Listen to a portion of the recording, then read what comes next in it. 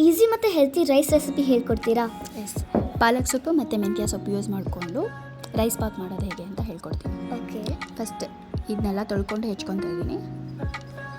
ಇಷ್ಟು speed ಹಚ್ತಿದ್ದೀರಾ? Fast ಮಾಡಿದ್ದೀನಿ ವಿಡಿಯೋದಲ್ಲಿ.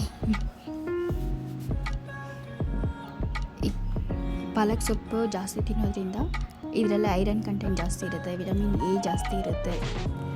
ವಿಟಮಿನ್ ಎ ಕಣ್ಣಿಗೆ ಚೆನ್ನಾಗಲ್ಲ? ಕಣ್ಣಿಗೆ ಒಳ್ಳೆಯದು. ಓಕೆ.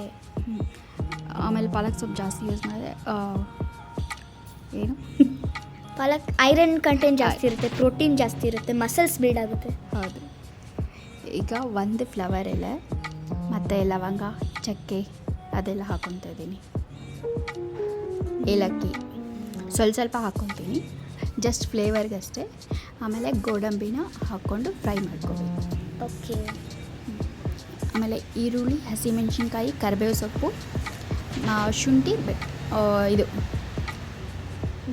ಬೆಳ್ಳುಳ್ಳಿ ಇದಿಷ್ಟು ಹಾಕ್ಕೊಂಡು ಫ್ರೈ ಮಾಡ್ಕೊತೀನಿ. ಇದಕ್ಕೆ ಯಾವುದು ಪೇಸ್ಟ್ ಯೂಸ್ ಮಾಡ್ತಾಯಿಲ್ಲ ನಾನು, ಅಂದರೆ ಇದನ್ನು ಬ್ಯಾಚುಲರ್ಸ್ ಕೂಡ ಮಾಡ್ಕೊಂಡು ತಿನ್ಬೋದು. ಮಿಕ್ಸಿ ಯಾವುದು ಯೂಸ್ ಮಾಡ್ದಿರಾ ಮಾಡ್ಕೊಂಡು ತಿನ್ಬೋದು, ಆ ರೀತಿ ರೆಸಿಪಿ. ಟೈಟಲ್ ಚೆನ್ನಾಗಿದೆ, ಬ್ಯಾಚುಲರ್ ರೈಸ್. ಟೊಮ್ಯಾಟೊ ಗಿಲಿ ಅಂತ ಎಲ್ಲ ಆಡಿಸ್ಕೋಬೇಕು. ಹಾಂ, ಗಿಲಿ ಅಂತ ಅಲ್ಲಾಡಿಸ್ಬೇಕು. ಇವತ್ತು ಯಾಕೆ ನಿಮ್ಮ ವಾಯ್ಸ್ ಲೋ ಇದೆಲ್ಲ? ಸ್ವಲ್ಪ ಕೋಲ್ಡ್. ಓ. ಆಮೇಲೆ ಸಾಲ್ಟ್ ಹಾಕ್ಕೊತಾ ಇದ್ದೀನಿ, ರುಚಿಗೆ ಈರುಳ್ಳಿ, ಟೊಮೆಟೊ ತಕ್ಕಂಗೆ ಉಪ್ಪು. ಇದೆಲ್ಲ ಹಾಕ್ಕೊಂಡು. ಆಮೇಲೆ ಇದು ಸೊಪ್ಪು ಇದೆಯಲ್ವಾ, ಇದಕ್ಕೆ ಪಾಲಕ್, ಪುದೀನ, ಕೊತ್ತಂಬರಿ ಸೊಪ್ಪು, ಮೆಂತ್ಯ ಎಲ್ಲ ಸೊಪ್ಪು ಇದೆ ಇದರಲ್ಲಿ. ಅದು ಎಣ್ಣೆ ಎಲ್ಲ ಬಿಟ್ಕೊಂಡಾದ್ಮೇಲೆ ನೀರು ಹಾಕ್ಕೋಬೇಕು. ನೀರಾ? ಸಿಡಲ್ವಾ? ಸಿಡಿಯಲ್ಲ. ಈಗ 1 ಕಪ್ ಅಕ್ಕಿಗೆ 2 ಕಪ್ಪಷ್ಟು ನೀರು. ಈಗ ನಾನು 2 ಕಪ್ ಅಕ್ಕಿ ಹಾಕ್ತಾಯಿದ್ದೀನಿ, 4 ಕಪ್ಪಷ್ಟು ನೀರು ಹಾಕ್ಕೊಂಡಿದ್ದೀನಿ. ಹಾಂ, ಅದು ಒಂದು ಸ್ವಲ್ಪ ಕುದಿಯೋವಾಗ ತೊಳೆದಿಟ್ಟಿರೋ ಅಕ್ಕಿನ ಹಾಕ್ಕೋಬೇಕು. ಆಮೇಲೆ ಮೆಂತ್ಯ ಸೊಪ್ಪು ಜಾಸ್ತಿ ತಿನ್ನೋದ್ರಿಂದ ಇದಾಗುತ್ತೆ, ಶುಗರ್ನ ಕಂಟ್ರೋಲ್ ಮಾಡುತ್ತೆ. ಅದು ಪಾಪಾಯ್ ಶೋ ನೋಡ್ತಿದ್ವಲ್ಲ ನಾವು ಚಿಕ್ಕವರಿದ್ದಾಗ, ನೀವು ಚಿಕ್ಕವರಿದ್ದಾಗ, ಅದಕ್ಕೆ ರಿಲೇಟೆಡ್ ಆಗಿ ಇನ್ಸ್ಪೈರ್ಡ್ ಆಗಿ ರೆಸಿಪಿ ಇದಲ್ಲ ಅಲ್ಲ? ಸೇಮ್.